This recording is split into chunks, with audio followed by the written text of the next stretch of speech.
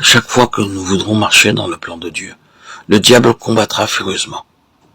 Nous en trouvons l'évidence dans Exode 32, 1 à 8, lorsque Dieu sur la montagne a donné à Moïse le modèle du tabernacle.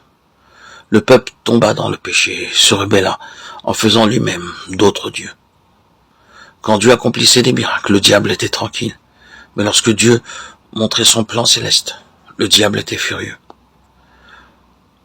Le diable cherche toujours à nous entraver et nous attaque lorsque nous entrons dans le plan céleste. Il ne s'inquiétera pas si nous faisons ce que nous pensons être le mieux.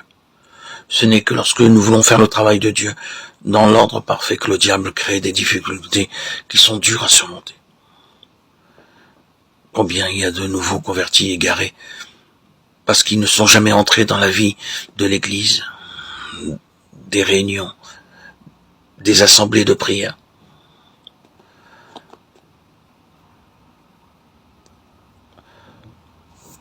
Soyons donc l'exemple donné dans Apocalypse 1, 10 à 16. Le livre de l'Apocalypse est un message donné par le Seigneur Jésus-Christ à l'apôtre Jean. En l'an 95, Jean, un homme de Dieu alors âgé, était emprisonné dans l'île de Patmos à cause de la parole de Dieu et du témoignage de Jésus-Christ. En tant qu'apôtre, il était découragé de voir le peuple de Dieu persécuté et dispersé, et se rappelait qu'un grand nombre avait été tué. Il était perplexe et demandait « Seigneur, que va-t-il advenir ? Si tant de tes apôtres élus sont en prison, que va devenir ton Église ?» Puis le jour du Seigneur, alors que Jean priait dans l'esprit, entendit une voix derrière lui, et il se retourna pour voir qui lui parlait. Pourquoi le Seigneur ne vint-il pas en face de l'apôtre au lieu de venir derrière lui ?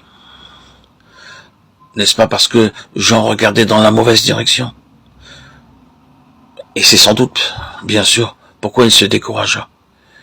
Et le Seigneur Jésus disait à Jean, « Jean, tu regardes dans la mauvaise direction, retourne-toi et entre dans une nouvelle perspective. » Les premières choses que vit Jean furent les 7 chandeliers d'or.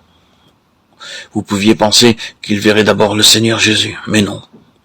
Il nous est dit dans le verset 12 et 13 qu'il vit d'abord ces 7 chandeliers.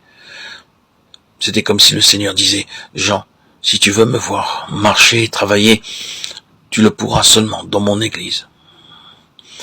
Tu ne me verras pas par des signes ou des miracles, mais tu me verras dans mon Église. » Le Seigneur ne bâtit pas des dénominations, il ne bâtit pas des sociétés, il ne bâtit pas un groupe ou une communauté, il bâtit son Église.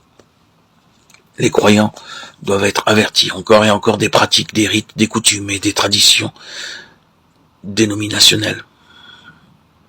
Ils amènent la cécité, ils ne nous disent pas que le plan de Dieu est de nous sauver et de faire de nous une famille et une Église. Le Seigneur veut que nous soyons une Église, et non pas quelques croyants dispersés. Le jour du Seigneur, nous nous assemblons autour de la table du Seigneur, et notre attention est fixée sur le Seigneur. Nous l'adorons, nous l'exaltons. Et cependant, parmi les dénominations, cette même table est la cause de contestation, de querelles et de luttes. Avant de pouvoir être sur le terrain de l'Église, nous devons savoir nous-mêmes ce qu'est l'Église. Il y a très peu de chrétiens dans certains pays. L'Église n'est pas de fardeau pour prier, pour ceux qui sont envoyés loin d'eux.